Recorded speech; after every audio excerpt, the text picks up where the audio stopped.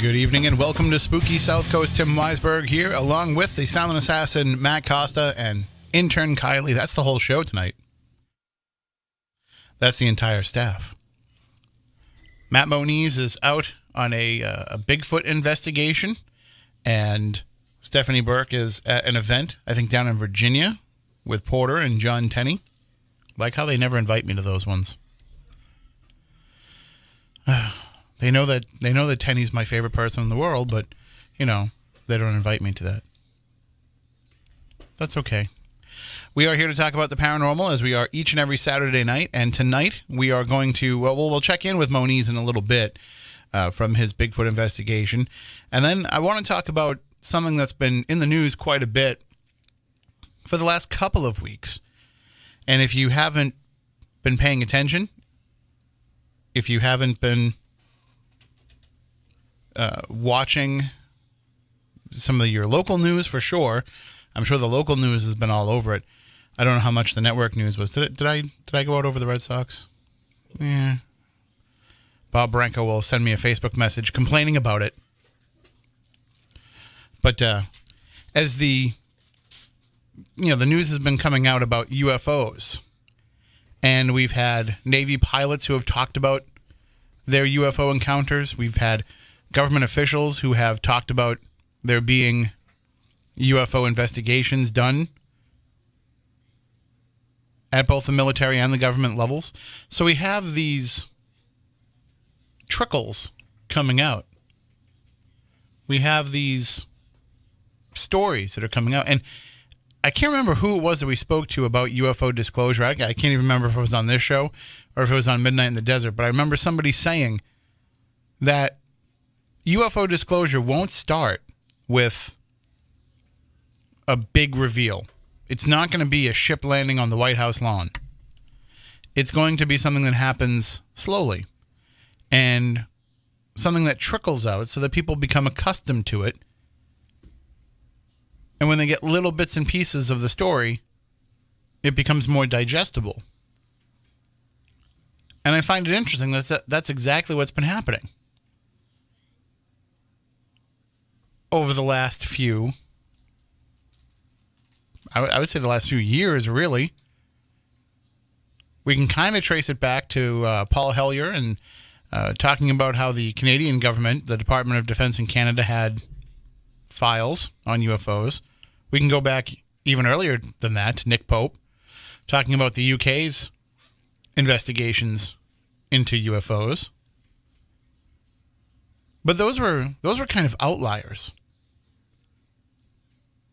And even when they would speak about it publicly, when Steve Bassett would have these National Press Club events where they would bring in people to talk about UFOs and impending government disclosure, it was never really covered with complete conviction by the media.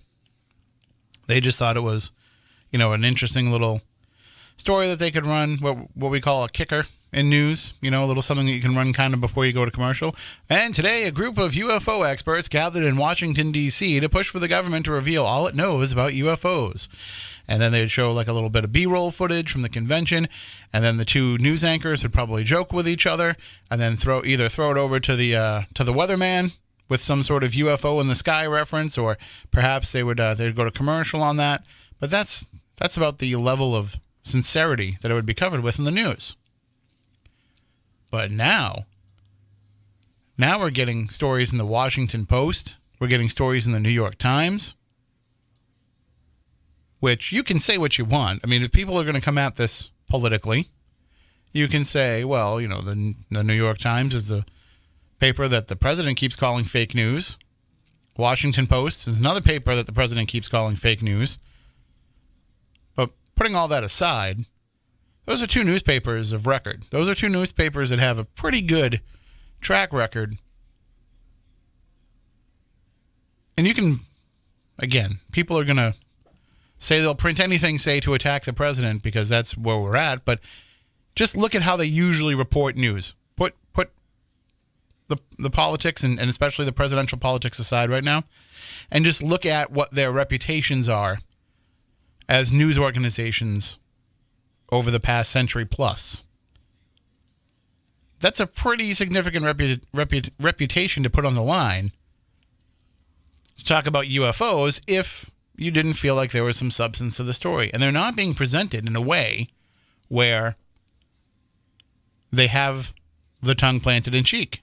These are being presented as actual news stories. So it's become a topic where if the news outlets are reporting it, if the talk shows are talking about it, and I don't just mean paranormal talk shows like this one or Midnight in the Desert or Coast to Coast AM or any of the other shows out there, but if you have regular, everyday, run-of-the-mill news talk shows suddenly discussing UFOs, that helps to soften it. That's part of what we're talking about with cutting it up and making it more easily digestible to people. So the UFO stories have definitely had a change in the way that they've been presented. But now the question is, what is the change in the way that they are read, listened to, watched, and accepted? That's the real question here, because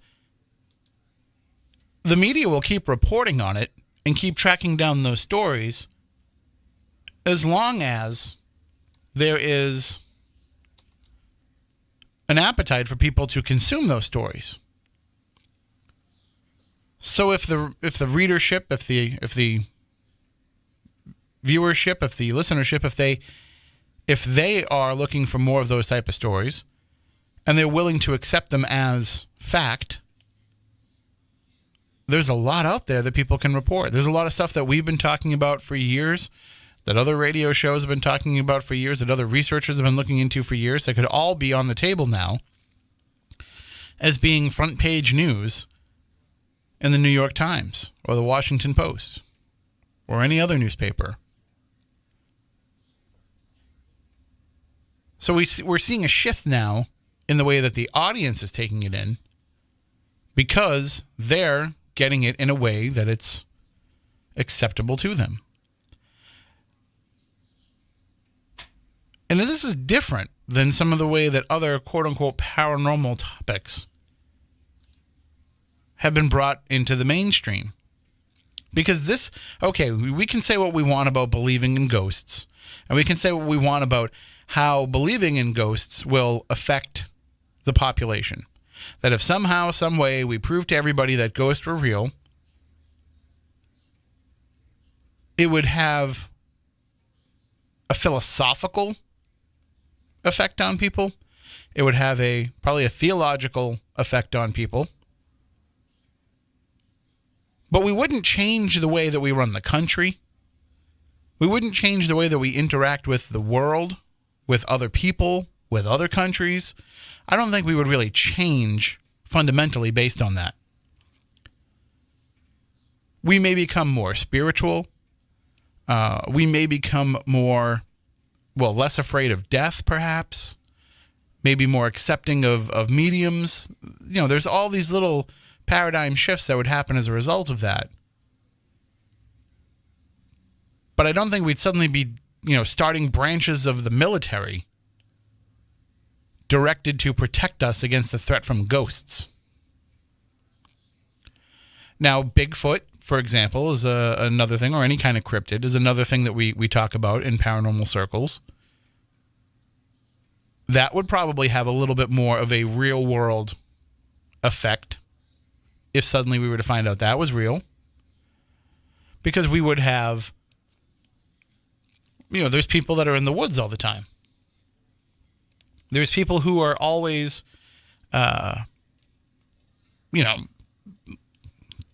it be hunting or just going out there recreationally, who, maybe they change their mind. Or maybe we suddenly have, and they say, well, I didn't realize that, those creatures were in the woods and now I'm afraid to go in there. Or maybe you have, more people that are out there trying to hunt one and kill one. But it still wouldn't be this huge shift in culture and in society. But UFOs, that could be markedly different, because now you're talking about something that, first of all, we don't know when it's coming. At least based on the information that we think we have, we think that they can come and take us any time they want. So there becomes that fear. Chances are, though, people, if an alien hasn't already come and abducted you from your bed, it's probably not going to happen at this point. You're probably one of the few that they're not interested in. Well, one of the many that they're not interested in. I hope I continue to be in that category. But there is a profound effect that will happen on the world, because now we know that we're not alone. And maybe that makes us a little bit more of a brotherhood with one another. Maybe that helps heal some of the differences. Very Star Trek of me to feel that way, I know, but maybe that's the case. Because if you remember, in Star Trek, when the Vulcans first make contact with, what was his name, Zephyr Cochrane or something like that?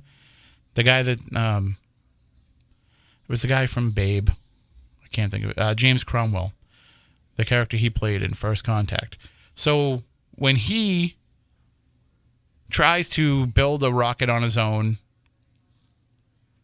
and wants to launch himself into space, and the Vulcans come down and try to, I don't know, I think they were trying to stop him or help him. I forget exactly what it was. But once they make contact with Earth, everything changes. And in a matter of just a few years, there's no longer any countries. There's no longer any governments. No longer any war. No longer any money. All these things that we are tribal about just fall by the wayside, because we realize that in the end, we're just one aspect of a universe of which there is many more out there. So I think that would be something that would have a sharp change in focus for a lot of us. And I think we would also, the other side of that is, we become very, very skeptical about how much was known about this beforehand and how much of it was kept from us, and what the reason was that it was being kept from us. If you go back to, World War II, in that era, I think, well, maybe even you have to go a little bit further back before that, because we've had these everybody likes to point to the 60s and the 70s. They point to the actions of the government in the 60s and the civil rights movement, and in the anti-war movement, and then in the 70s with more of the anti-war movement, and then of course Watergate and all that. People look at that era, and they say that's when people stopped learning that's when people started to learn not to trust the government. That's when people stopped trusting their elected leaders. But that's not true. There's always been scandal. There's always been power plays. There's always been reasons for people not to trust the government. And it kind of ebbs and flows. And it ebbs and flows really based on the leadership. You can say what you want politically about some of the people that were involved in these scandals. But the bottom line is they eroded the trust in the government. And then maybe the next person came in and helped to build some of that back up. And it's kind of been a cyclical thing for as long as we've had a government. But this would be, for lack of a better term, earth-shattering, because now you're dealing with something that has ramifications, not just for us and for our own national defense, but for everybody that's on this planet. That's a pretty big secret to keep. Now, I think that a lot of this stuff has been overblown over the years. Like, if you look at some of these stories, and I've been doing this lecture, Presidential Paranormal, where I've been talking about some of the different secret space programs and some of the agreements that happen between the alien races and our government and all of that. So there's always been these stories. And I think we can kind of, at least in what I was researching, you can bring it back to FDR. That supposedly aliens visited FDR or made contact with him in some way and said, we would like to start an exchange program with you. We will give you information and technology,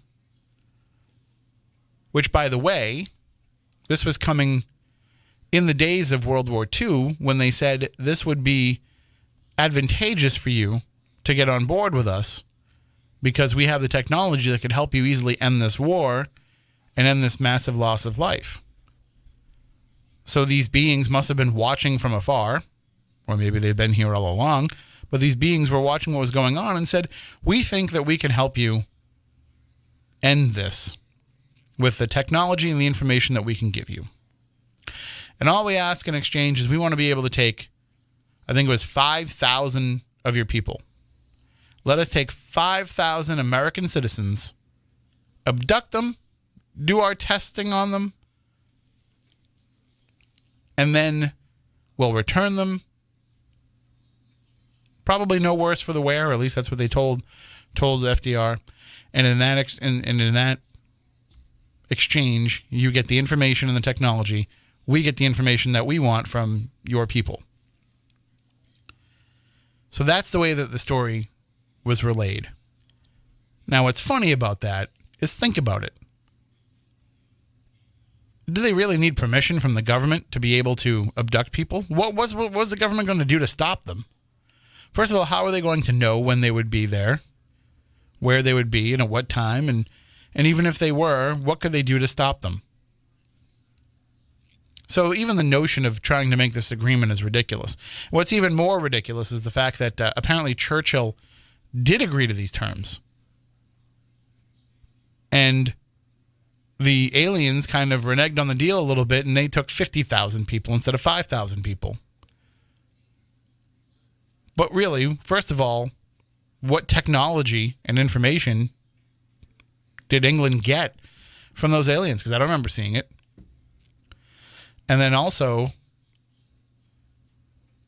what would stop them from doing the same thing to America if they had really wanted Americans?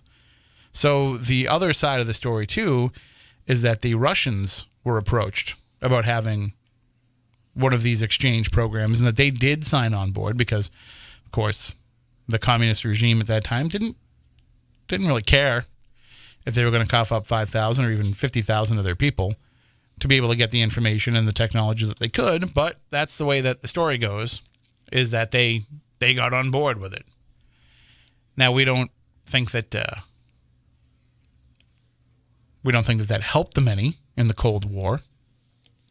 I think it was more a matter of having good spying on what it was that America was doing that kept them so active in the Cold War. But that can be up for debate. So here's the story that we're going back to. We're going back to the early 1940s being when UFOs were interacting with our government. And then if we want to take it to the late 1940s, we have the Roswell crash. And supposedly, when that crash happened, as part of the legend of that, there were two beings on board the ship. One died, and the other was kept at Area 51. And I think it was 5 years that creature lived, is the way that I remember hearing the story. So for 5 years, this being was in the care of our military and our government and was providing information to us to help us with energy and to help us with aerodynamics and to help us with war efforts, future war efforts, defense, all of that. So if that is to be believed, it kind of syncs up with when we had a pretty big jump in technology, right?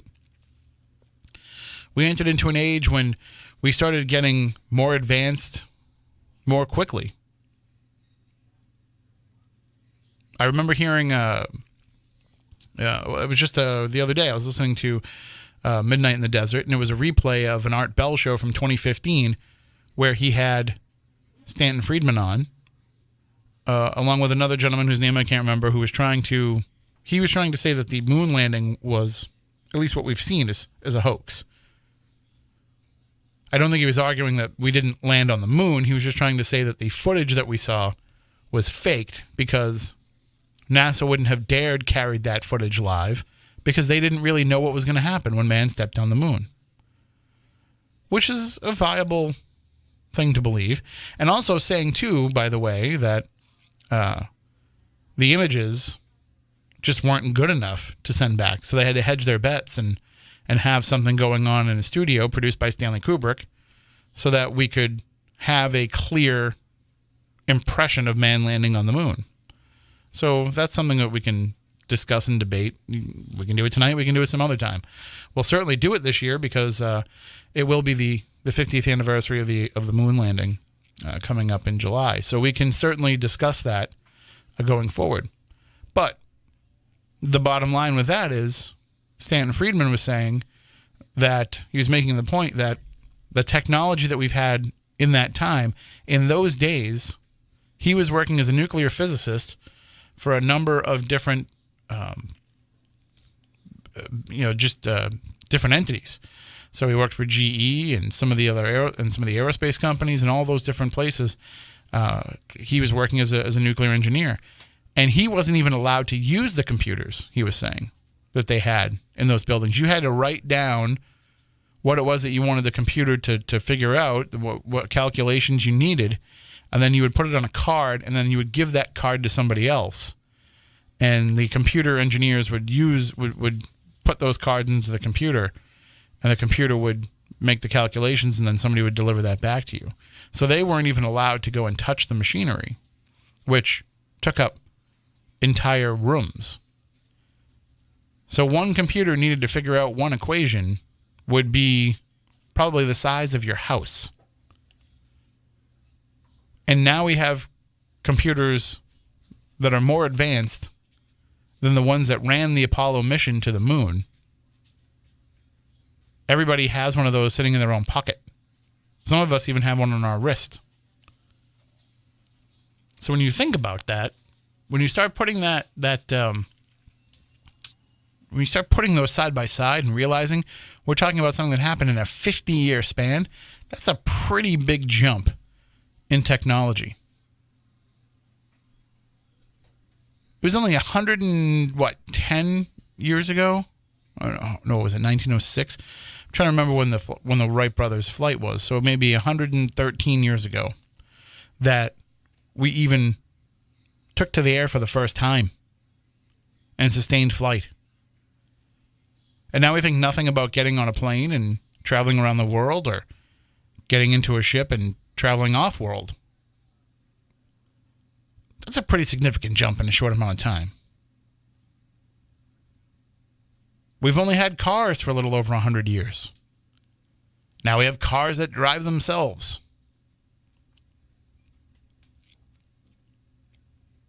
Go back and watch some television shows. That's probably just I don't know. Nope, it's off the air. Do you think I should just jump on the air? All right, so we are 1903 was the Wright Brothers. Thank you, Sudon. I always blank on that. But so we're looking at just the amount of time from 1903 to now.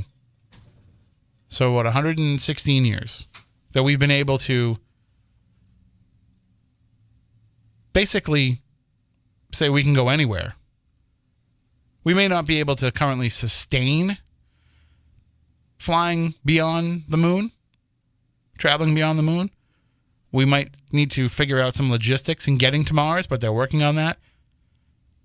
But the process is in place for us to be able to go anywhere in the universe.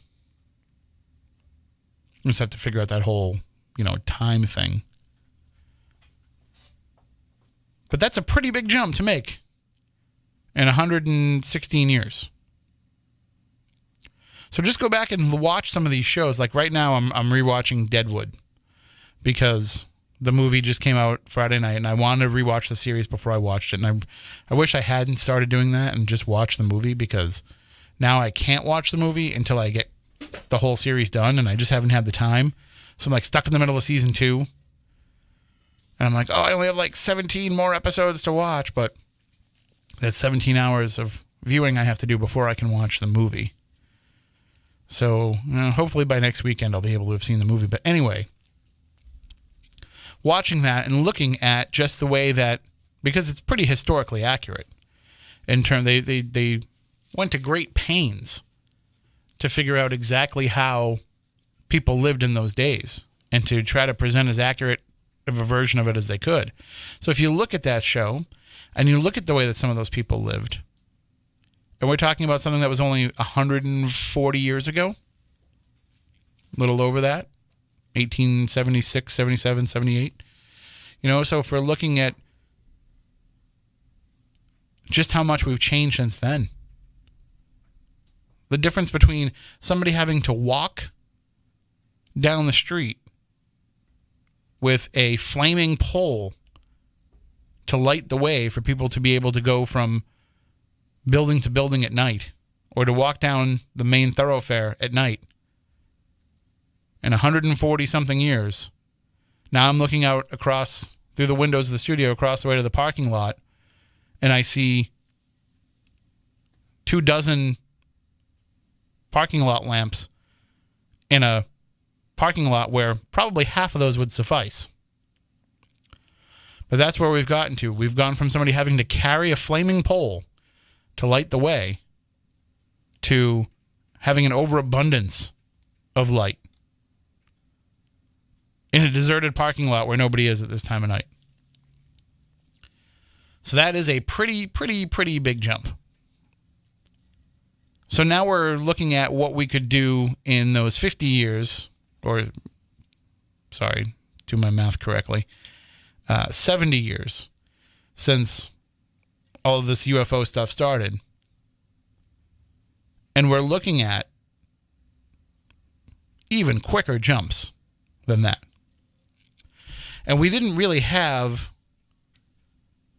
a record of making these huge leaps. Now, the argument becomes, well, but maybe that's because one advancement begets another advancement, begets another advancement, begets another advancement. That's completely true.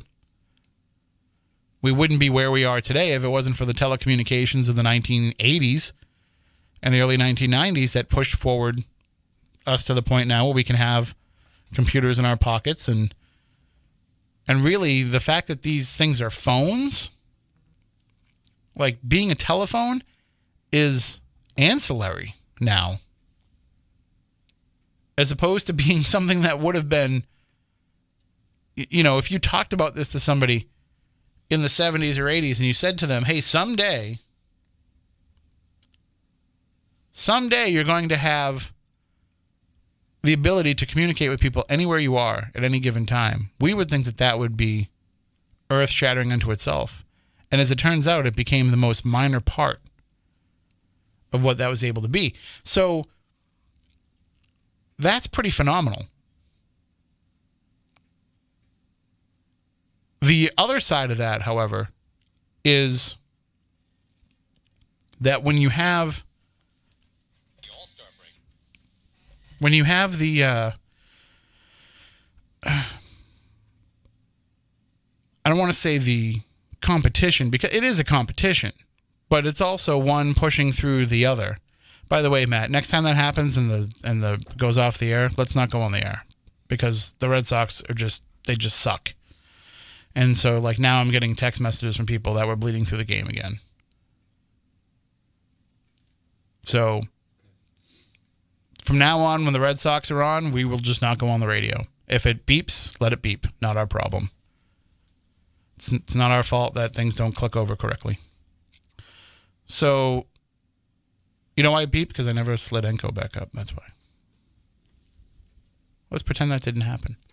So the competition is there. They want to one-up each other, but they're also, in effect, working together, too, for this advancement. So we're seeing this increase over time. We're seeing this increased technology because you've got all these companies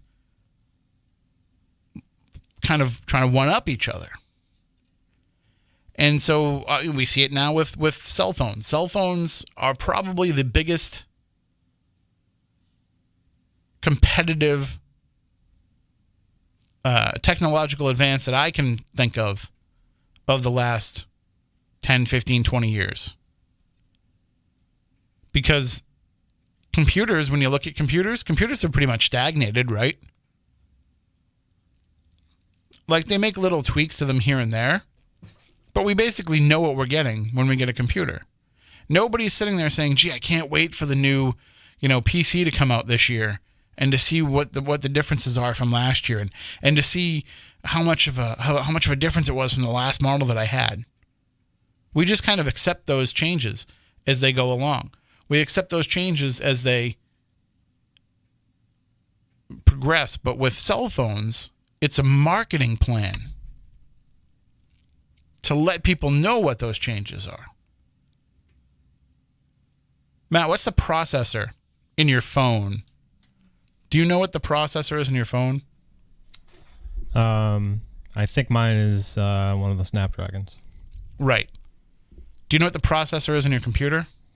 I have a Intel i7 Skylake. So my point being, would you even know about that if it wasn't part of the marketing for those things? Well, I mean, I guess if you do research... Maybe you would because you're like a little bit more technically savvy, but like they put it as a sticker on the laptop. Right. They put it as a feature on the box for the phone. Yeah, I mean, it's a marketing thing. Yeah, but with the average... You need the latest. You need that i3 is garbage. You need the i7. Most people would go to it and say, is it faster than the phone that I have now? And they say, well, yeah, it's going to be faster. Well, then that's good enough for me. But like now it's become like a competitive thing. And it's competitive not just between the companies, but between us, too. All right, you have to have a better phone than your neighbor. It's a status symbol. What phone do you have? I mean, it used to be TVs. TVs used to be like a status thing. Yeah, and now people are like, like the $200 jobber at Walmart is good. Do people do that? They just buy the $200 TV at Walmart? Yeah. Is the $200 TV at Walmart any good? Well, it goes with the marketing thing, where they just they have a $200 4K TV, but it's not as good as like a $600 or $700 one. But people just say, well, it's 4K, so. Well, the 8K TVs are out now, right? So the 4K TVs are going to drop in price anyway. Mm-hmm. Have you seen an 8K TV in person? No, I haven't. Do you think it's going to be that much of a difference? Should I start saving now? I don't see that much of a difference in 4K. Like I do, but it's to me it's not necessarily worth it. I did, and now I don't. And that's what bothers me the most about it. Oh yeah. Is the first initial the wow. Yep, and it didn't take long for me to just be like, well, that's what TV looks like now. Mm-hmm. And just became accepting of it. And that's what I don't like about some of these advancements in technology is because, I want it. But when you go back, you really know. That's true. And that happened to me. I had a really good television, and it died. Remember the one that I had that I was like, oh, we're going to pull it apart and replace all the LEDs inside of it. And because I thought that would be cheaper. But I went from having that to having to go to the TV that I had before that, and I was ready to just, read a book instead. This is ridiculous. Right. Might as well just use my imagination instead. Like when they give you that cable box and they have all the HD channels and they have the SD channels, the SD channels should not even be there. Just pretend like they're not even there. And I do. I don't even... Who goes to those? You know what the worst part is sometimes when you like set the DVR, like sometimes it gets screwy and it goes to the Then it's ruined. SD channel. It's ruined. I'm like, well, I'm not watching that now. Right. Like it could be the final episode of Breaking Bad, but it's in SD. Pff, sorry, I'm gonna wait till the HD version's uploaded to on demand. Like I cannot watch it in SD. What am I, a peasant? I know. Peasant watching the standard definition TV. I know. I can't watch 60 inches of standard definition. Scoff. Just scoff. I went to that electronics show a couple weeks ago with Taylor, and they had an old 1948 television that was hooked up to a VCR, and the person was running like an old TV shows? an old Western movie through the TV. And I was watching that, and I was like, oh, it's really cool that it works, but who's going to watch this? All right. Like, it's coming out of one speaker. It sounds terrible. It sounds muffled because, not only is the speaker old, but it wasn't that great to begin with. And the picture, like, you had to keep adjusting the horizontal hold on it. And I was like, well, how come it won't stay going with the horizontal hold? And then the guy was like, oh, that's kind of how those TVs were back then. Like, you were constantly getting up and changing the horizontal hold. Like, first of all, getting up. Like, I'm watching TV. I remember when I was a kid, we had to... I'm not watching TV so I can exercise. We had to adjust. We had the two knobs, and we had to adjust the channel every once in a while. Yep, you had the vertical hold and the horizontal hold. Yep. And then remember, you used to have to go to channel 13 on one dial so that you could go to 56 on the other dial. Yep. Yeah, that was crazy. That was a wild wasteland. And what's then. You see all these memes that are going around on the internet where people are like, it'll be like a picture of a cake, those cake containers, like that you buy a cake in the store, right? And it says like, everybody can hear you opening this at 12 a.m. Like all these things that like people can hear in the middle of the night because it's so loud. I don't think there was any sound louder than trying to switch the TV channels on a TV in the middle of the night. Right. Like you could, so you're trying to sneak watch television after you're supposed to be in bed. On I had a black and white for my first TV, and I'm not even that old. Like, my first TV was black and white because, like, my parents were like, why does he need a color TV? It's $25 more. Like, he'll be fine with black and white. He doesn't even have a TV in his room right now. He'll love this. And so I had a black and white first, and I would keep it really quiet so that nobody knew that I was watching TV. Like, I knew just how to have the volume so that I'm almost like pretty much watching their mouths move. Right. And so nobody knew I was watching TV. And I had the brightness control so I could make it really dim so nobody knew the TV was on. Perfect. Can get away with watching TV until 2 a.m. if I want. Except for if I had to change that channel. Yep. Chunk. Like every time you did it, you knew it just was reverberating throughout the entire house. And sure enough, you might get away with doing like one slowly. But then you realize like, okay, no, it's 11 o'clock. Freddy's Nightmares are starting. I have to put it on right now. Mm-hmm. And then so you're like, I can try 2 at once. Chunk. And that's when your mother is always like, turn the TV off and get to bed. So right. Yeah, it was always a debate. Do you do it really slow and like hope it's quiet, or did you just get it over with and just pretend to sneeze? Or...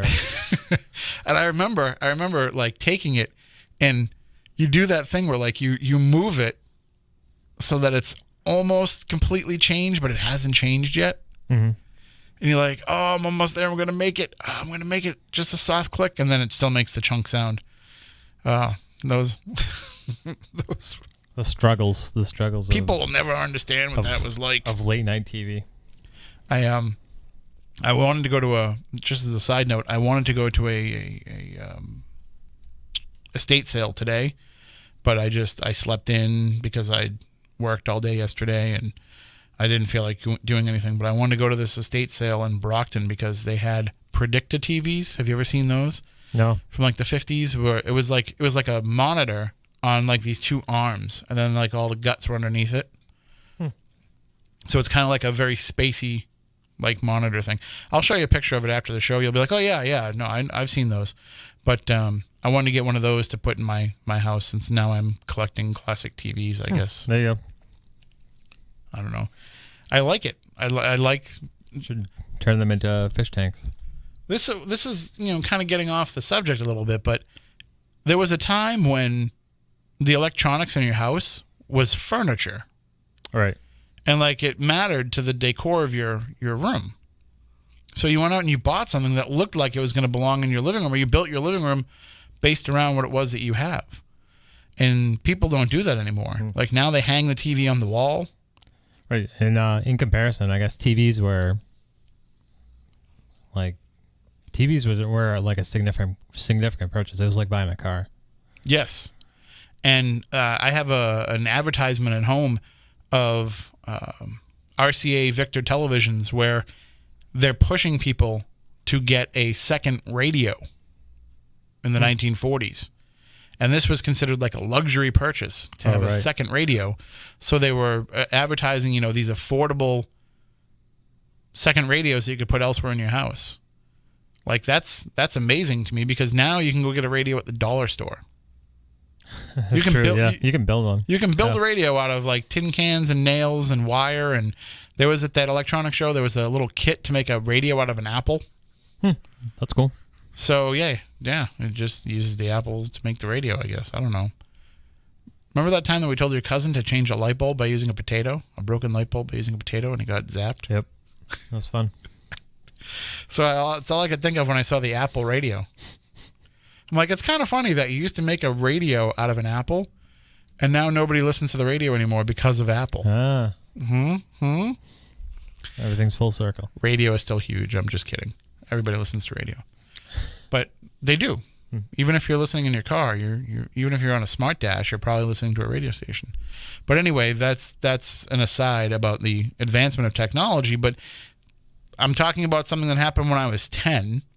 So I'm 41 now. So 31 years ago.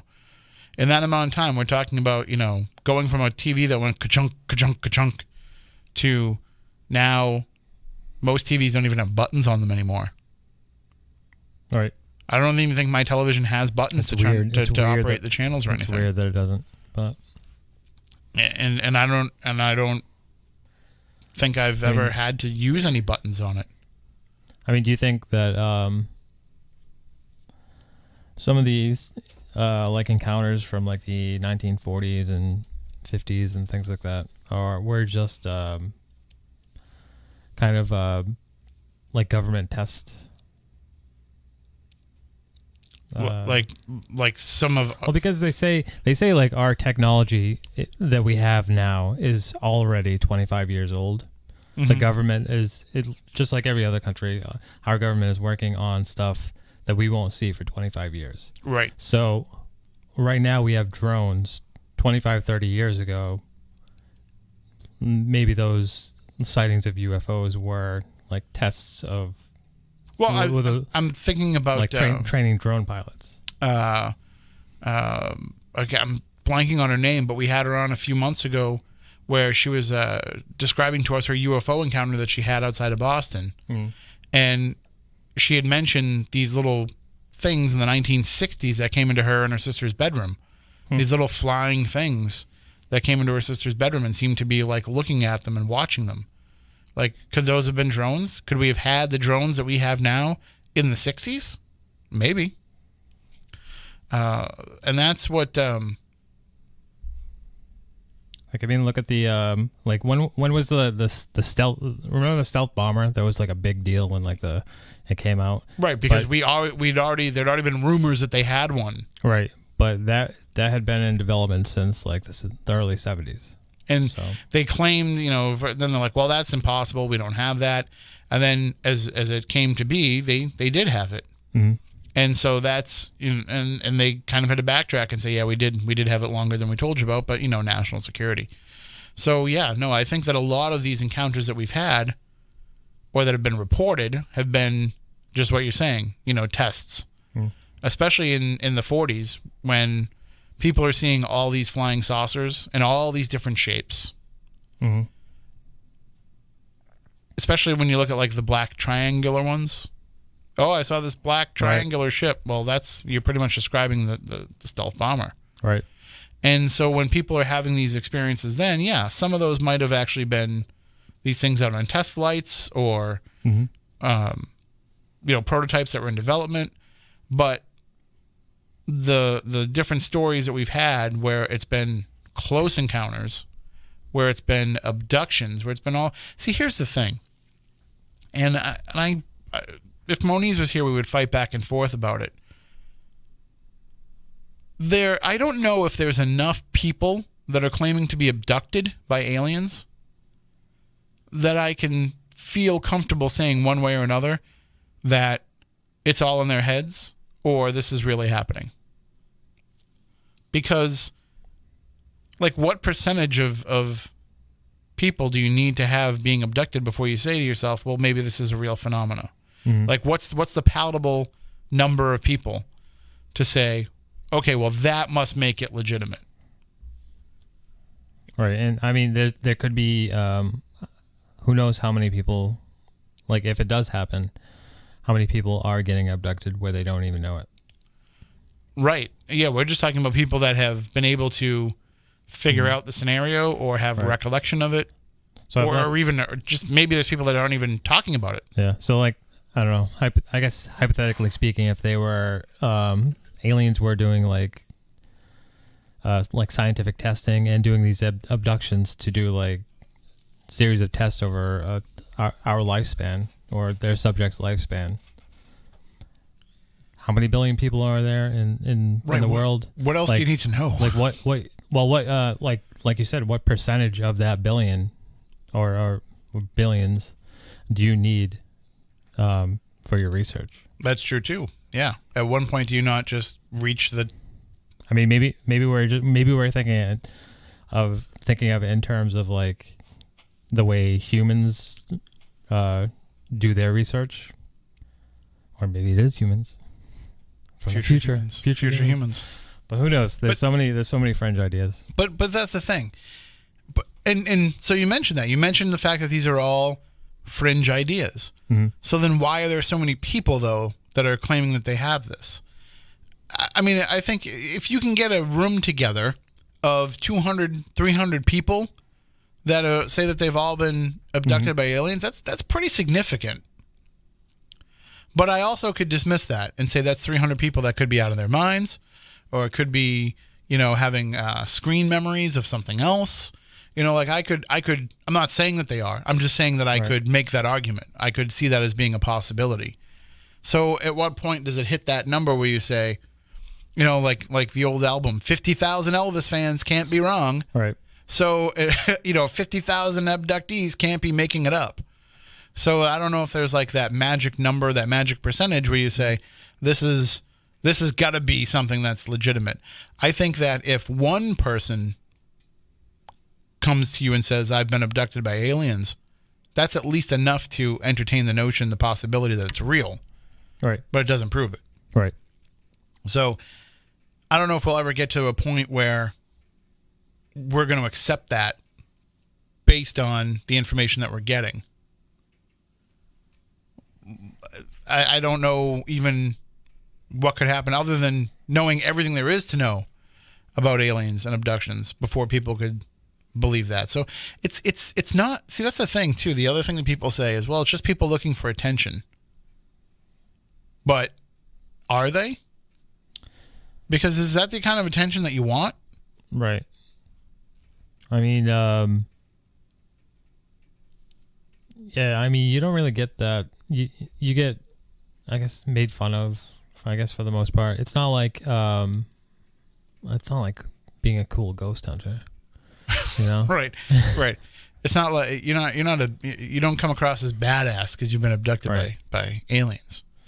But I mean, I don't want to say anything bad about UFO abductees, but they I mean, people, the general public does kind of look at them as kind of like kooky or right. And let's face it, a lot of them are, especially the ones we know. But that's the thing is that who is there going to be a personality type to these abductees? because, despite what the X-Files may have showed us, there does seem to be a bit of a personality type involved in who's abducted. Now, you might say that personality is shaped by the fact that they are abducted. Right. You know? But, like, it's and they'll tell you, Moniz will sit here and tell you that people from all walks of life have been abducted. But people from all walks of life aren't necessarily the ones that are out there talking about it. So that could be why my viewpoint on it is skewed, too. For all we know, maybe they're just choosing people of a certain criteria. Mm-hmm. Very possible. But in the end, that's, like I said, there's only going to be so many lines in the sand you can draw to say that that's how far I'm willing to go. Like, at some point you have to say, well, if there's that many people, then there must be something to it. And like I said, it only takes one person claiming it for it to be a possibility. Mm-hmm. Now, again, that's not to say that I don't believe the people who have told us that they're abductees, but I'm also willing to entertain some of the alternate theories of what it is that might be making them think that they're abductees. And I will want to talk about those with them so people can't be upset. If you're coming on this show, for example, and you're saying, I've been abducted by aliens, and if I want to say to them, well, what other things have you gone through in your life? Has there been any other type of trauma? Is there something else that this could be, a mask for? Mm-hmm. If those questions have to be entertained to be able to get to the bottom of it, do you think somebody's going to put themselves into that situation just for attention? Like, yes, I'm going to go and I'm going to go on this radio show and talk about being an alien abductee. And then when they ask me if I've been, sexually abused as a child, because that is something that is coming up a lot with abductee cases, they're going to start asking me about that. And if I want to be a truthful person, and I have encountered that in my life, mm-hmm. then I'm going to have to admit on a radio show that, yes, I was sexually abused as a child. Which, by the way, now that I say that out loud, it's really irresponsible of us to even ask that. Because why would you be outing somebody as a victim and then essentially victim shaming them by saying they're making up a story about aliens? Right. That'd be bad form. We're not going to do that anymore. Let's not do that. But now you're putting them in that position to have to, admit to that. So you're going to be put under intense scrutiny if you say that you're an abductee. So I can't imagine it's something that most of the people that do it just do it for attention. I can think of a number of people who would say anything to get attention. In fact, most people would be willing to go a little crazy just to get some attention. Mm-hmm. Like being a winner or something. Like for the lottery or the Publishers Clearinghouse or something. Yeah. I haven't switched over to the radio yet, so we can say it. Like, some people are just outright nuts and claim that they've won billions of dollars from Publishers Clearinghouse. That's true. Just so they can keep calling into talk radio shows and talk about it again and again. By the way, do you think that if he really does win like $2,000 billion, I don't even know, I'm making out numbers now. Right. $11 billion. $11. If he really does win that much money, do you think like he'll get to know about UFOs? Like, that's going to be the next phone call we get from him. He's like, oh, they're going to give me $11 billion and 14 cars, including a 1985 Toyota Celica hatchback, because he always has these obscure, weird cars. Who would win one of those? And then in addition to that, and also they're going to give me every single document they have on UFOs going back to the 1940s. Right. Like, it's just a little something to sweeten the pot for making him wait for so long. So we can certainly understand that some people do want to have attention, and they'll go as far. I mean, look at Kylie. Jeez, the stuff she just makes up in there, like all the stuff she keeps saying, and we're like, Kylie, stop talking. First of all, the show is not about you. I just want to make sure she was paying attention. So, we can take your phone calls too, by the way. 508-996-0500, 877-996-1420. But that's the question that I want to ask to people. So, if UFOs are real, and if they come out and tell you that they are real, Well, what does that mean? How will that change your life to know that we're being visited by beings from another planet? Will that change your life? Many of you that listen to this show probably would say, well, I already assume that that's the case, so it doesn't have any effect on me. But will there be any kind of paradigm shift for you when it happens? I think there will be for the world. That goes without saying. But it doesn't mean that it has to change everybody on a hugely individual level. I don't even think, everybody knows that I'm pretty much predominantly a ghost guy, but total outright belief from every person in ghosts would not change my life any. Like, might make some of the conversations I have with people a little bit more interesting. I might finally get, I'll really enjoy people telling me, hey, you were right, because everybody likes to be told that they were right. But I don't think it would change who I am. I don't think it would change the things that I believe in. And I don't think it would change my outlook on my own life and what lays beyond it. Because I kind of have already accepted it. Do you think that's different for aliens or extraterrestrials if we just got that knowledge right away? I think it is definitely different for people with aliens. Mm-hmm. I think UFOs would actually be a little bit more digestible for people if you just said that there's something in the sky when people thought there was something in the sky that we can't explain. Mm-hmm. I think people are willing to accept the UFOs. I think actually considering what might be piloting them and what might be behind them is a different story. The best case scenario, I think, this is just my own opinion, but I think the best case scenario for people to be able to accept it and understand it would be what you mentioned before, that aliens were just, future humans. Mm-hmm. That would be something that I think people could accept. But then the question becomes, well, what the hell happens to us that they're so worried about what we're like now? Because we can... Climate change. Well, and we can look at... And I talked to a guest on Midnight in the Desert not that long ago where we talked about the physiological differences between these beings that people are seeing mm-hmm. and humans of today. And how much of what they are viewed as is just a natural progression of mankind. That, a million years in the future, we could very much look like that. I mean, it's not that uncommon. I mean, if we keep being glued to our phones and never leaving the house, like your arm's going to get skinny, you're going to be pale. Yep. Your eyes are going to grow really big. Your pupils will grow really big. We already have far less hair than we had when we first started out.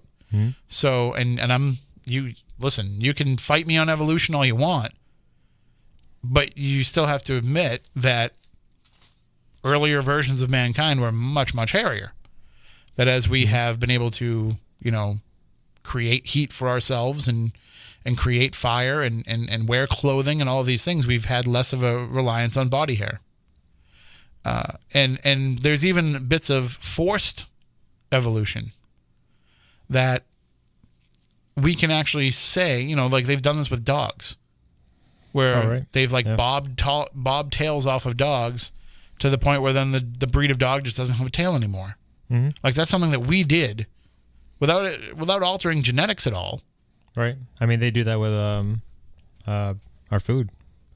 Like when you talk about GMOs, like it's the biggest part of GMO is like cross-pollinating and creating a stronger future plant. Mm-hmm. Like the there's this whole movement toward trying to purify things to what they used to be, especially with food. Like I just look at like heirloom tomatoes. Mm-hmm. Taste really different. Oh yeah. Than regular tomatoes. And people are like, well, that's the way it's supposed to be. Like we need to get back to what it is that we're supposed to be eating and supposed to be consuming. But not everything works that way. Like we wouldn't be able to handle that. Could you imagine trying to handle like non-pasteurized milk? Oh, right. Yeah. Like, it would kill us. Like, we just don't have the ability to be able to deal with that. But, you know, our ancestors got by with it. So that's, you know, little things like that are bound to happen anyway. But we will look like gray aliens at some point. So it's not that unbelievable that they could be future human beings. But, you know, also, you know, you'd mentioned climate change. And I know that not everybody listening to the show agrees on whether or not climate change is real. But if it is, spoiler alert, it is. But if it is, then what happens is we would have less hair as the temperature increases. And we would probably, I think, we'd go outside less as a result of that too, because we'd still want to stay inside and stay out of the heat. We'd become like mole people. It's probably not a bad idea. I'm not really, there's not a huge draw for me to go outside. Right. Like, I kind of like just staying in my house. I might also be in a bit of a funk right now, but I also like just staying in my house and watching television and, you know, yeah, I'll go outside and like mow the lawn and like do the things that I have to do, but I don't know. I just don't enjoy spending time out there right now. So that could just be me. I like getting outside sometimes, but it has to be like outside to do something. I'm not a let's sit in the yard for hours type guy. I'm not like, I'm going to read this book. I think I'd rather read it out in the yard than read it on the couch. Like, no, the couch is fine. Yeah. But then again, like, then I go out and I do something and I'm like, oh, this is great. I need to do more stuff outside. So it's not like I'm against it. It's just, it's not my natural inclination. But I think that we will see, you know, as we develop as a species, we will see more characteristics of like what we're seeing with these grays. So if that's what it is, if it is future human beings, that might be a little bit more palatable for people than to think that it's beings from another planet. It's still weird and it still takes some getting used to. But being something from somewhere else that has the ability to get here is going to be far more concerning. But I also look at it too, it's a huge cheat code for figuring out the universe too. If somebody can just come down and give you all the answers, that's got a lot of value in it too. So if they can come down here and say, like, hey, I'm somebody that is from you know, this planet, you know, 5 light years away. I don't even know like space geography to get this correctly. But if they're like, we're from 5 light years away, well, how did you get here? Because we can't even make the jump 1 light year. So if you can explain that to us, well, that's going to open up a whole bunch more of ability for us to travel and learn. And I have to say, it's not impossible, right? Because if we've been able to leave the planet, then it's not impossible to be able to go anywhere. It's just figuring out these little problems that have to be figured out along the way. So if they're coming down and giving you these answers, well, we just became a more advanced civilization just by knowing them.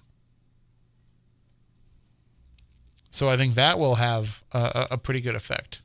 But is that I guess that raises the question: is that necessarily good? Because aren't we? Do you think we would be like? Does it make us a little bit dumber getting all the answers? Like, aren't we supposed to earn those answers? You know what I mean? Like, are we ready for this? Are we ready for all this new technology? To me, I'm a big believer in the answer, and the destination isn't always the important part. It's the journey that you took to find that answer, or to find that destination, because that's where the lessons are learned. That's where the character is built. So I think that that's part of, you know, you need that process, but also there's some stagnation, or maybe not stagnation necessarily, but maybe not. People don't feel like that is a huge thing to put resources into right now. Like, people look at it and they say, well, why, if we've got all these problems on this planet, why are we so worried about spending money trying to figure out how to get to other planets? And we all know the real reason behind that is because let's just trash one and move on to another. Right. Because that's way easier than fixing the problems. Right. You just need a reset. Yeah. It's what we do, If we show up at a beach and somebody left a big mess where we wanted to have a picnic, we don't go clean that mess up before we have our picnic. We just move down the beach and have our picnic somewhere else. Right. And probably leave our own mess behind. It's just our nature. But anyway, so let's just say that they do decide to put more emphasis into doing this and to getting out there. Do you not think like we're gonna go out and try to colonize other planets? Like, if all of a sudden it becomes somewhat, for lack of a better term, easy to go to Mars, and Mars becomes a jumping point to going to Saturn, and Saturn becomes a jumping point to going to another galaxy altogether, like, we're just going to start moving off our planet and setting up colonies on these other ones. Right. And, I look back at history just in this country and look at Manifest Destiny and think some of that was kind of BS. Manifest Destiny is I understand needing to go see what's on the other side, but it doesn't mean that we own everything that we see along the way. Right. I think it's going to, if we do stumble upon like a civilization that's not as civilized, what, like, hypothetically speaking, what if we stumble upon a civilization that's not advanced? Right. But advanced enough where they want to kill us all. And we could take advantage pretty easily. We could... really, all these lessons that we supposedly had learned from the way that we treated the Native Americans, let's be out the window. Right. They'd be out the window. And the argument would be, what would the argument be? If we went to another planet and decided to take the indigenous population and crap all over them and take land from them and enslave them or whatever else that we did, but what would be the rationale that we would use to do that? They're not people. Yeah. They're not people. It's not like they're people. And it's the same thing it's the same argument that they used against other everywhere we've ever conquered. Right. And well, the Aborigines, they're not people. The people of Africa, well, they're not people. Like, that's and by the way, like, they are. We've proven that they are. And just the fact that it never even should have been in question that they were.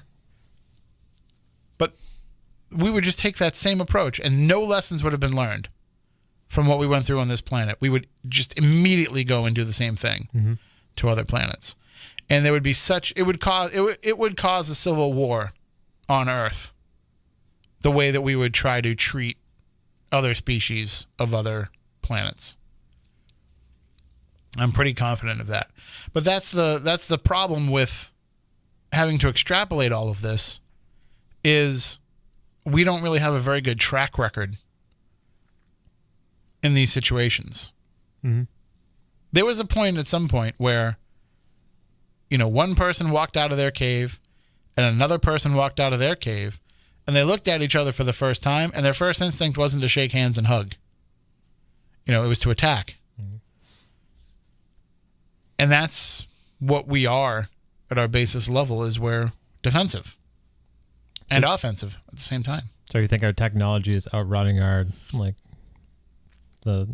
society? We haven't socially evolved enough with our technology. Well, I think that kind of goes without saying, because if you look at how we have been able to handle the technology that we have, like, we talk about needing to be more responsible with the technology that we have.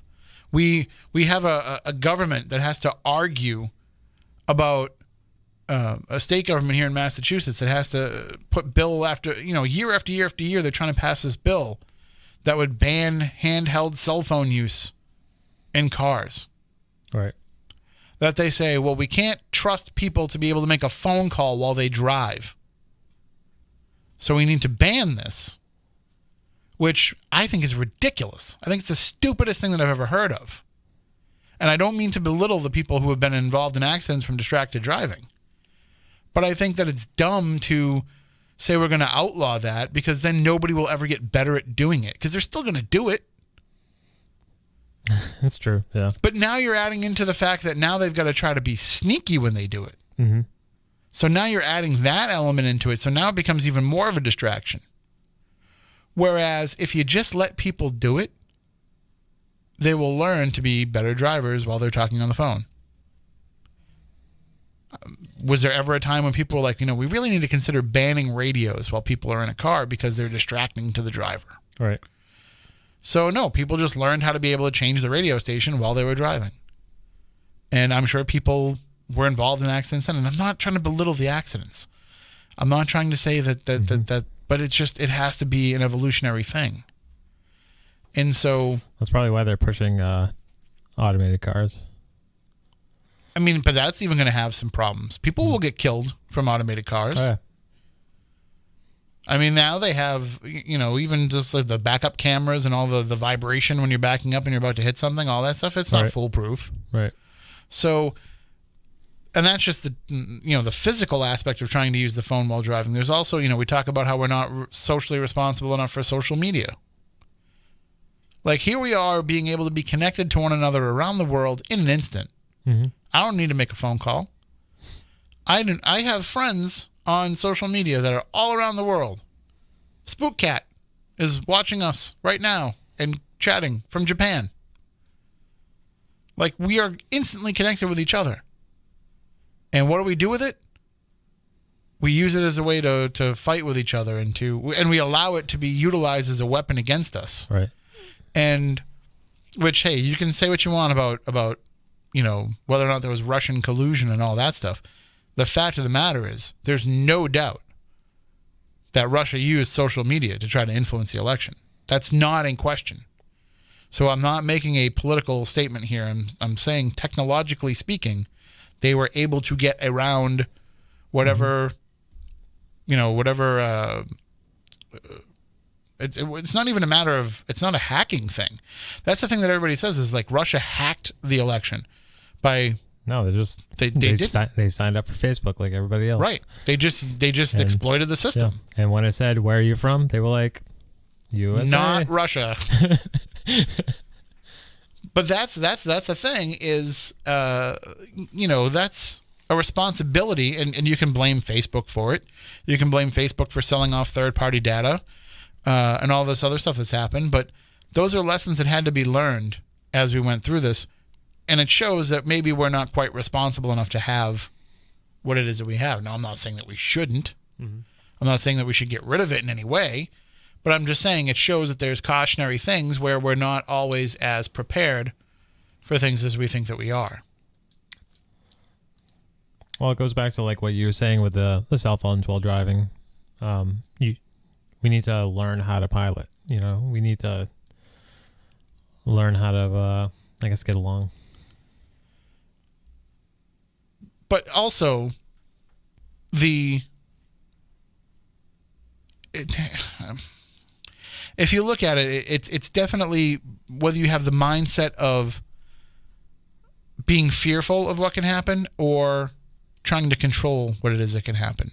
So are you afraid of the potential, or are you trying to mold the potential to go the way that you want it? And I think that fundamentally humans operate in fear. So we fear what, the things that are new? Well, we look at it and we say, well, there's a lot of people that are dying because of these distracted driving accidents. So we have to get rid of distracted driving. As opposed to saying like, well, maybe we just accept the inevitable, and when we're putting kids through driver's ed, part of their training is they talk on the phone while they're driving. Right. They learn how to take a phone call while they're driving. Because then they'll be able to master. And here's the thing too, we're in this in-between stage where people are still trying to master that. The younger people who are coming up and always having a cell phone in their hand, because even now, like if you look at the people who are teenagers starting to drive now, they probably didn't have cell phones till maybe they were 10 or 12. Yeah. You know, so they've only got 5 or 6 years experiences with a cell phone. Eventually we'll get to the point where a kid can have a cell phone like when they're 1 year, a year old. Right. Like eventually we'll just do that because we will. You know, we used to say we can't let kids watch TV till they're 5 because it'll ruin their eyesight. No, we don't do that anymore. Right.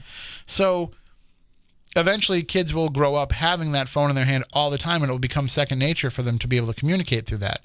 So when they get behind the wheel at 16 and a half, in this state at least, it's not going to be that difficult for them to be able to master that. So, but we operate from the fear of what will happen. And the fear of all that, instead of being like, okay, well, how can we find a way to curb that in a smarter fashion? And this, by the way, this doesn't just come from me saying I want to be able to talk on my cell phone while I'm driving, because I don't like to talk on my phone. I don't like to talk on my phone at all. I don't want a phone call. I prefer people message me and text me and email me, which automatically makes me breaking the law anyway, because we're not allowed to check text. But then the whole thing is stupid anyway, because I have GPS on my phone. So I need to have the GPS running. Right.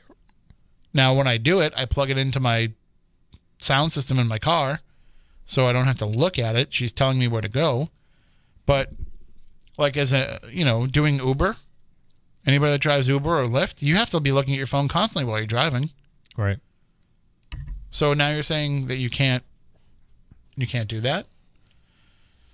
So I think we're going in a lot of different directions tonight, but that's fine. If anybody wants to jump in on any of this, 508-996-0500, 877-996-1420. And I'm looking at Matt, so I'm kind of avoiding the chat room a little bit, and that's not on purpose. I just don't want to. So here's a point that Age of Quarrel makes here. Or kids just need to grow up and stay off their cell phones when they're driving. Well, but that's not going to happen. Their goddamn cell phones. It's not gonna happen. Like, yes, you want that to be the case, and that is the easy answer. But it's not going to happen. So you need to face the reality of that and try to find ways around that. And that's what this bill here in Massachusetts is trying to do. It's not saying you can't talk on the phone. It's just saying that you have to use a hands-free device. And they're actually working on plans where they might be able to provide hands-free devices to like low-income families that can't afford it, which is kind of stupid when you're talking about it, because it's a low-income family, but they've got the $1,000 iPhone they need the hands-free device for, that they can buy the phone, but they can't buy the $20 hands-free device. Mm-hmm. I understand that. I'm not even getting into all that. I'm just saying that. They could force phone manufacturers to give you one, too. Right, so that it becomes part of the package when you buy the phone. Right, you get like a little Bluetooth thing with it. And also, they could. This is all easily regulated too, if they wanted to. Like, they could make it so that a phone doesn't work at all in a car if they wanted to. Yeah. They could make it be what's the term that they do when they block out all signals from being able to come in? Or like a cell phone jammer. Yeah, they could basically just make every car do that. The minute you the minute you put it into drive, that kicks in. Mm-hmm. It's not fair to the passenger. Hey, we have to make sure the driver's not doing it, so the passenger has to suffer because we operate in fear. Right. So, they do have drive modes and stuff like that, but they're not required, and hardly anybody uses them. It's insane to me that a person that works here, I won't say who, but a person that works here, they have the option that when they're driving, their cell phone does not do text messages. Yep. And I'll go to text this person, I'll get a message saying like, I'm driving right now and I'm using this thing to keep me from getting text messages while I'm driving. And I'm like, Or wait for it. Here's an idea. Try this one on for size. See if it works. See what you think. You don't answer the phone when somebody texts you while you're driving. You just let it sit there. There you go. That's what I do. That's a possibility. Like, we can totally not have to pick up our phone. You don't have to answer every phone call that we get while we're driving. Right. But I think we've gotten a little bit off topic with some of this. By the way, as we're talking about things of our past, the new season of Stranger Things is coming up next month. Yeah, I'm excited about it. And I love the fact that it's going to be, a different time period for the show. Mm-hmm. They've been moving the story forward, but also like it's going to be, they're not in school. It's summertime, so that opens up some different story possibilities. But also like the mall is going to be a big part of it. Yeah, I thought that was great. I only saw the trailer. I haven't really read anything about it or seen anything more about it. And I wasn't alive. I don't remember the big brouhaha of the malls. You don't remember when the malls started, but you were there for the malls because we used to go to the mall. Right, but I wasn't. I don't remember the protests and the uproar about it. Oh, see, I don't remember protests. I might have been too young for that. Like, for me, the big malls when I was a kid, for anybody that's listening locally, I grew up in the Randolph-Brockton area for the first, 7-8 years of my life. So the big thing around there was we had the South Shore Plaza and the Westgate Mall in Brockton. So those were like the big malls. And then I moved to Plymouth and we would go to the Hanover Mall. And then after Plymouth, I lived in Sandwich. We had the Cape Cod Mall. So there was always like a big mall. Oh, and the Kingston Mall opened up while I lived in Plymouth. So all these like malls were like, they were welcomed when I was younger. I don't remember there being the protests and all that, but it was such an important part of our lives. Right. Like, I would go to the mall once a week. Yeah, it was a normal thing. And if you wanted to go to the movies, you didn't go to the one weird movie theater that was in your town or in the strip mall or whatever. You went to the one at the mall. Right. So you could do other stuff too. And, when you're dating somebody and you don't know what to do, you just went to the mall because you would figure out something to do while you were at the mall. Mm-hmm. And it was just, you'd go and hang out and you didn't have to have anything in mind. But anyway, so I'm excited about that. But also they've worked in a product placement thing. Oh, did they? With Stranger Things. Have you not seen this? No. So 1985 was the year that New Coke came out.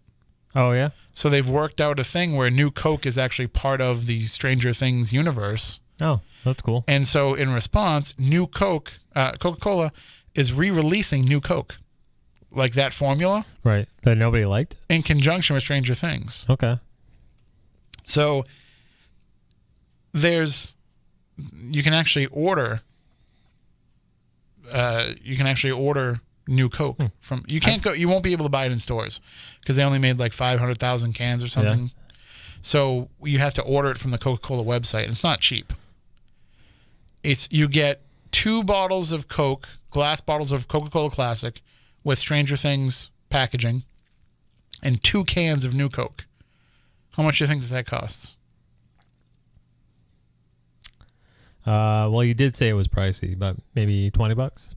$19.85. Really? Yes. I like it. So I ordered 2. Yeah. 2 sets, because I'm just going to expense it because we're going to make a video about it. Yeah. And I've never had a New Coke before. Well, I think so. I'm essentially getting 4 cans of New Coke. So I think we'll do 1 can for the taste test for like WBSM and Fun 107, and then I think we'll save another can and do it for Spooky South Coast. That's cool. And then I'll put 2 cans away. Nice. Because they're collector's items too. So I don't care about the Stranger Things ones. I'll probably sell those on eBay later. Right. If anybody wants to buy a Stranger Things glass bottle of Coke from me, or I might just drink them because I love Coke in a glass bottle. But that was the mistake that Coca-Cola made, by the way. It was that they just made the shift to New Coke. They just decided to do it and switch from one to the other. If they had put it out as a separate option and always kept original Coke, right, it might have lasted, because there were people that did like New Coke. It's apparently sweeter, but also a little flatter, I guess. Gee, I mean, I don't know if it was you or someone else who was telling me that it was a plan. It was planned by Coca-Cola. That's the conspiracy theory.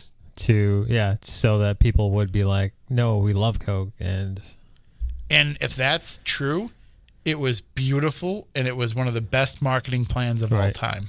That's a conspiracy theory. I don't even know if it's that much of a conspiracy, because I almost accept it as fact, because it came at the time of the Pepsi Challenge. Mm-hmm. So the Pepsi Challenge was, for those of you who are unfamiliar, there was this whole thing where Pepsi would go to popular places like malls, or they would go to like I saw them at the Rocky Point amusement park, which, by the way, there's an exhibit going on right now in Warwick about Rocky Point with some memorabilia there. Really? If you want to go check it out. Yep.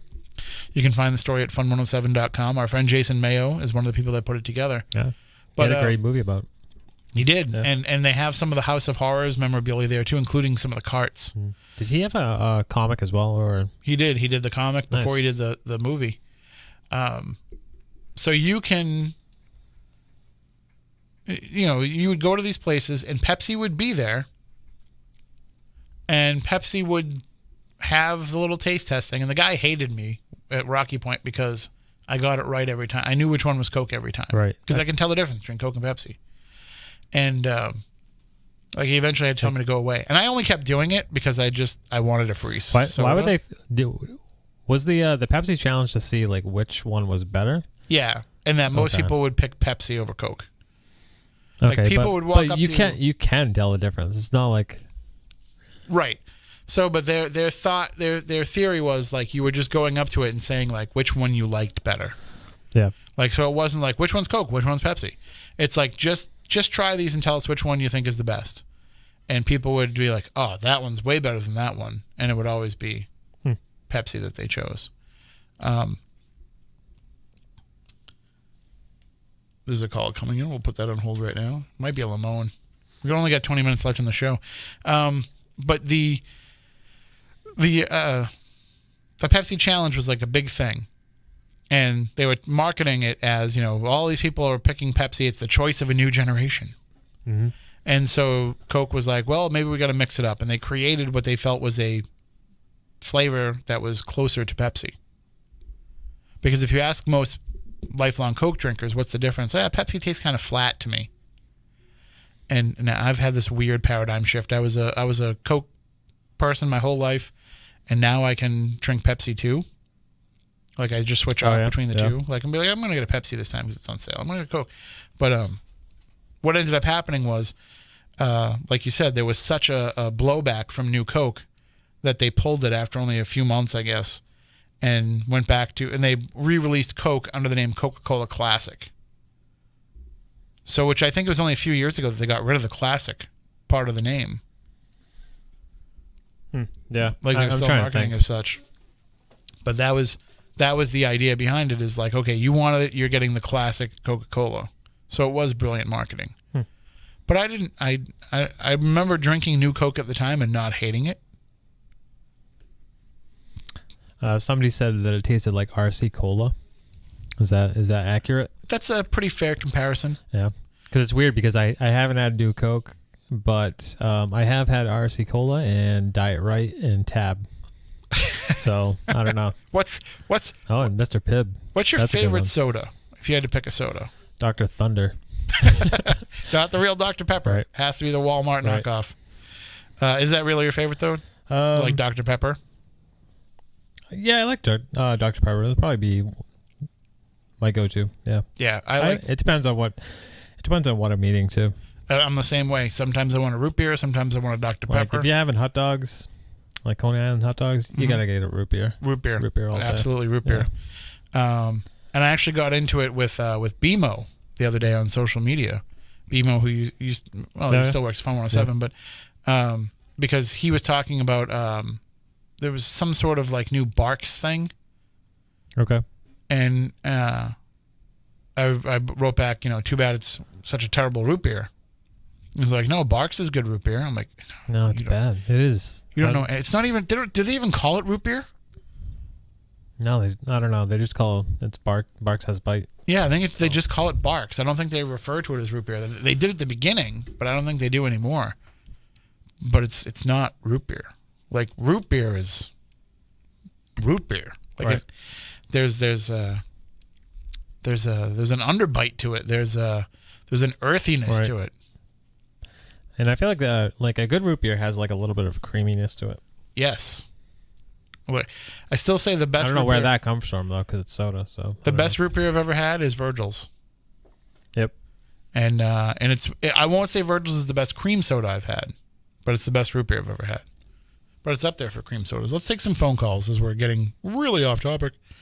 Let me make sure I take that out and put this through and turn that on and take the call. Good evening. You're on Spooky South Coast. Are you with us? Is that you, Lamone?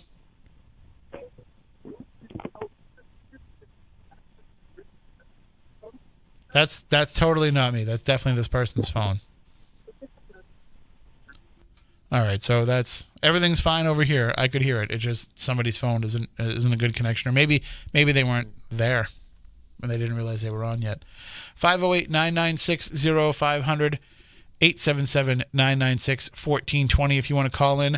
I'm going to take a really quick 30-second break, and we'll be right back with more Spooky South Coast in just a moment.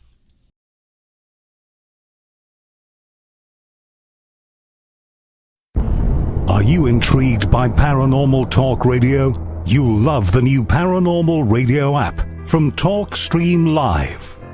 You'll find a great selection of talk shows covering UFOs, ghosts, strange phenomena, and much more. Download the Paranormal Radio app now and start listening to the very best in paranormal talk entertainment. The Paranormal Radio app, free in Google Play and the iOS App Store.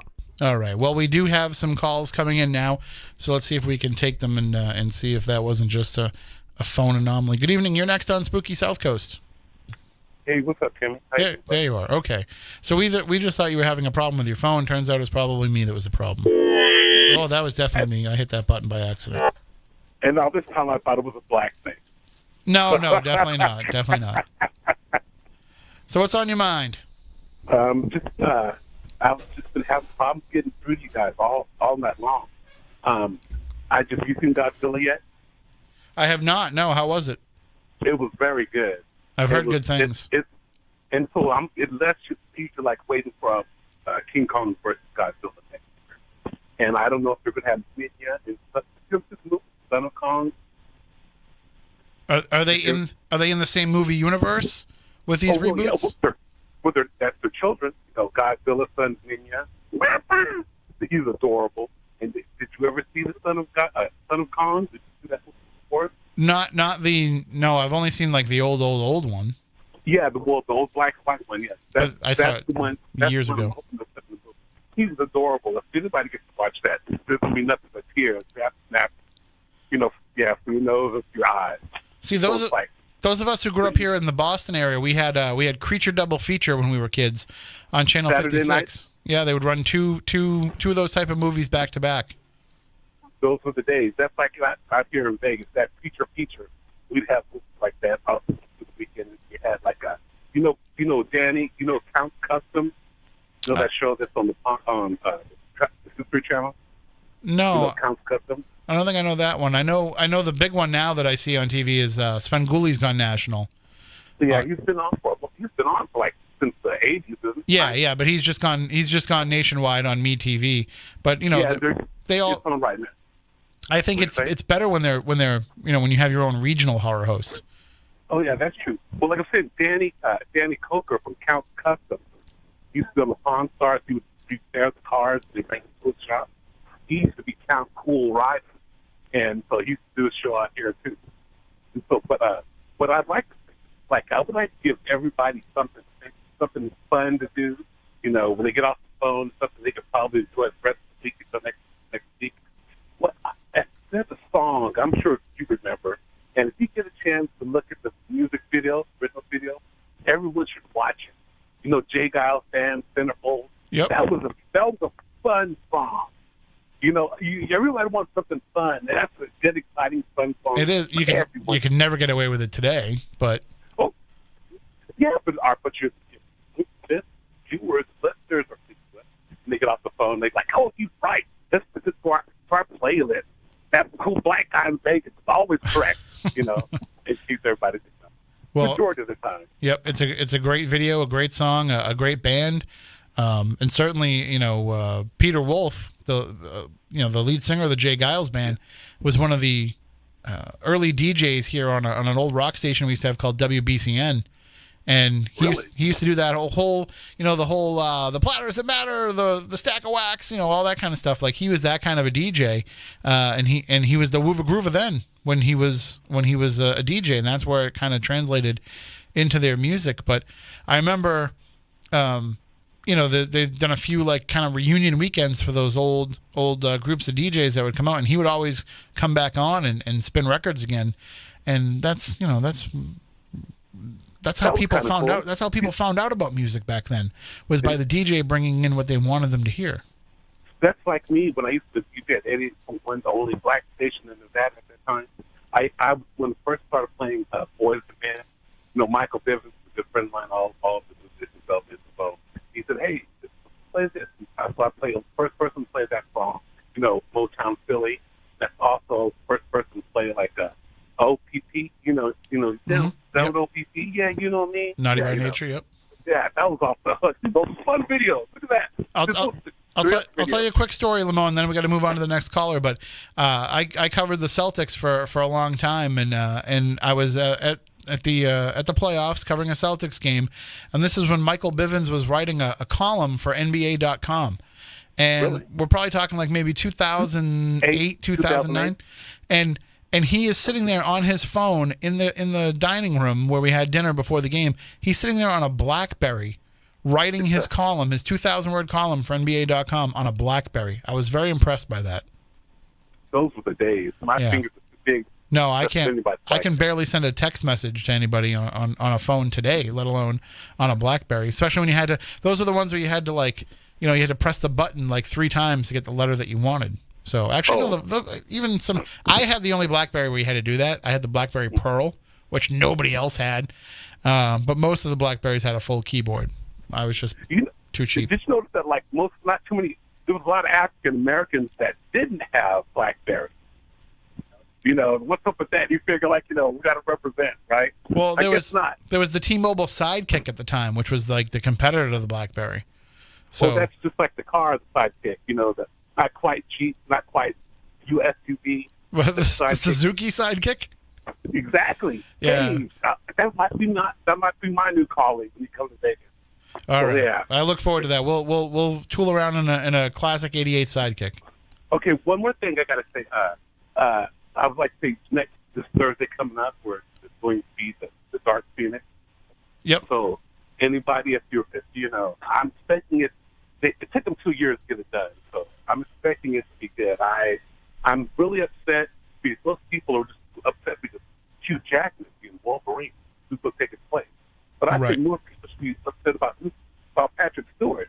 If you look at Patrick Stewart, he looks just like Professor X. Oh yeah, he used to talk about in the '80s. He used to talk about how people would tell him that he looked just like this comic book character, and he had no idea what they were talking about. But I think McAvoy's done a pretty good job of being Professor X too.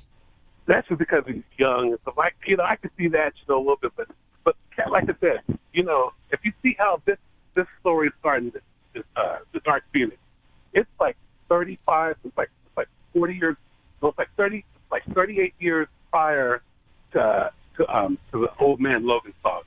Right. That's like the Avengers Endgame. That was like 40 years prior to the song.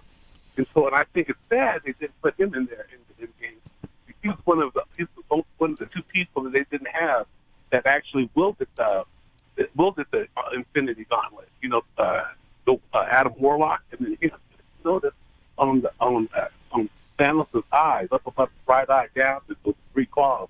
From Wolverine, he's the one with the scars on. Like I said, and I'm going to dress like Wolverine.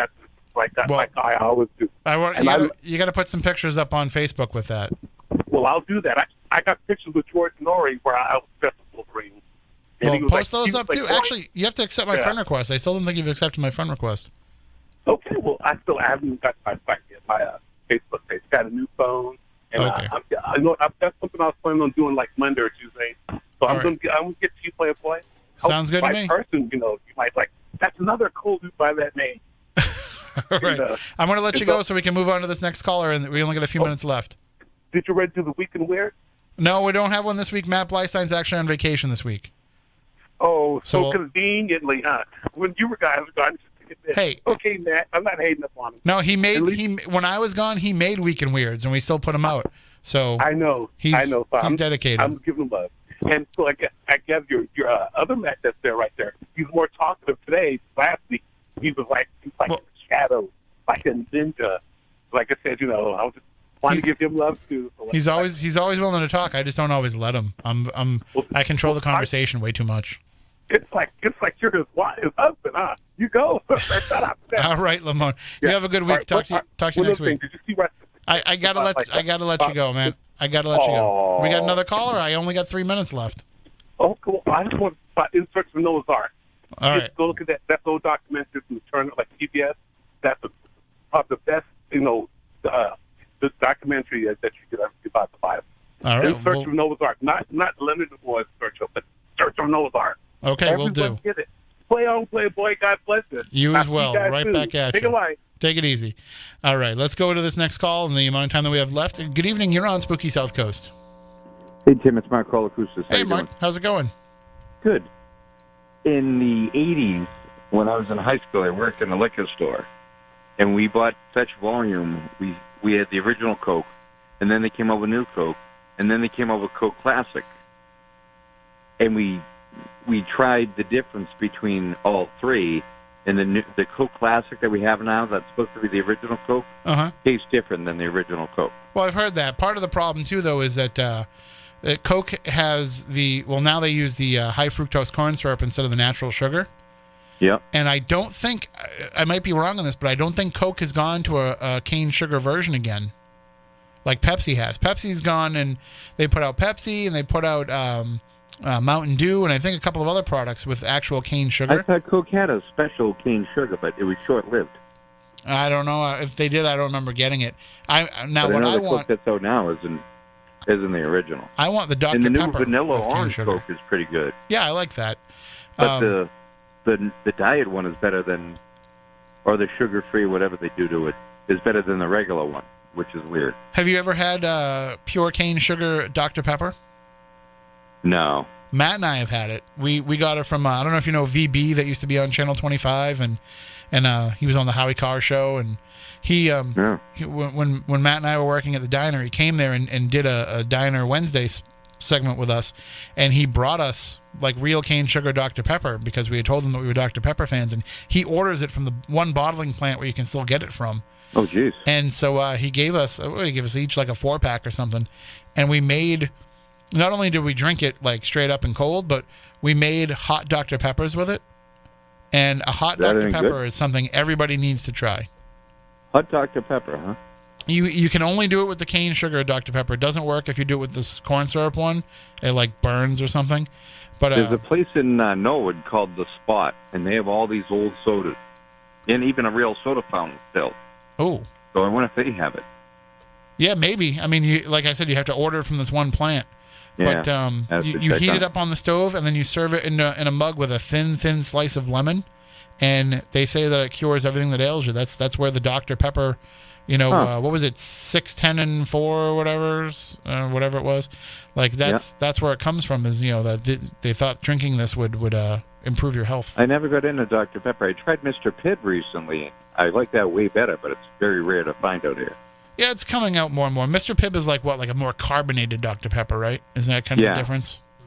But it's more out in like California. You seldom see it over here. Yeah, Chuck E. Cheese here in Dartmouth carries it. Yeah, I can't just walk into Chuck E. Cheese. That'd be a little odd. No, it's. I think they're understanding enough of it. When they check you at the door now, and they're like, "Do you have any kids?" And you're like, "No, I don't have any kids." They're like, "I'm just here for the Mr. Pibb." They're like, "Okay, that's fine." Oh, that's right. I know the Round One arcade in the Taunton Mall has it. Oh, see, there you go. You can So be that's- any age and go there. Yeah, exactly. So All right, you have a good night. you as well. Take care. Thank you. Bye. And Matt, it looks like the picture dropped off. Am I too ugly for the camera? Or did you? You clicked something? Okay. We just saw people saying that, and I was like, oh, 10, 2, and 4. Ed said, thank you, Ed. You think I'd remember that because I have like Dr. Tim. I have Dr. Pepper like signage and stuff, like those old like tin signs. I have like the knockoff ones, the reproduction ones, like they sold in the craft stores. But yeah, so that'll do it for this week's show. Next week, I promise you that we'll be a little bit more on topic. We'll be less floaty.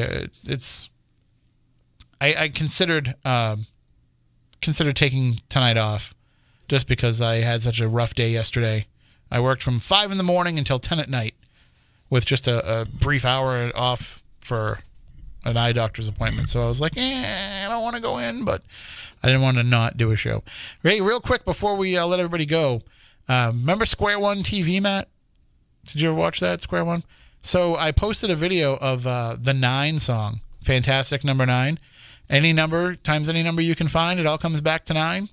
So anytime you multiply 9 by, anytime you multiply numbers that equal 9, so 3 times 3 is 9, but then, I'm sorry, anything you multiply by 9, the answer, you add the numbers up, it equals 9.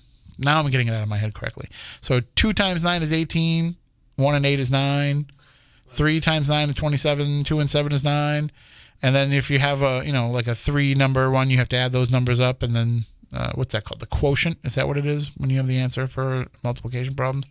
So when you add that all up, it'll all come back to 9. When you get it all down to a single number, it's 9. So that's my question for all of you this week. How the hell does that work? But it does. So maybe somebody can explain that to me. Email me, tim@spookysouthcoast.com. You can also tweet me at Tim Weisberg. And you can get all of us, Spooky Crew, at spookysouthcoast.com anytime during the week. Catch all of our podcasts on iTunes. Catch all of our videos on YouTube. And we're pretty much all over the internet. Follow us on Instagram. You can find me on Snapchat, all of that stuff, because we like being sociable with you. We'll come back next week for another edition of Spooky South Coast. Until then, for Matt, for Stephanie, for Kylie, I'm Tim, and we want you all out there to stay spooktacular and keep looking to the skies.